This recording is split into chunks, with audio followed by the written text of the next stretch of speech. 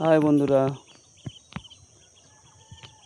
আজকে সকাল সকাল চলে আসছি মাছের খাবার দিতে। এই মাছগুলোকে খাবার দিলাম।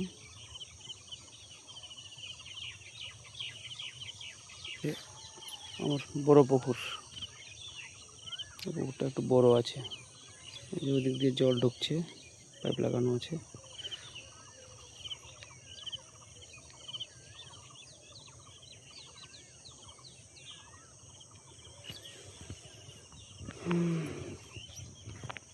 সকালে উঠেই চলে আসছি আজকে খাবারটা দিতে।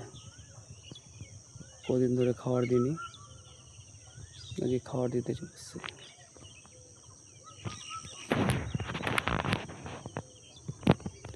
এই সাইডে ধান লাগানো আছে, ধান আছে, ছোট আমের বাগান। এটা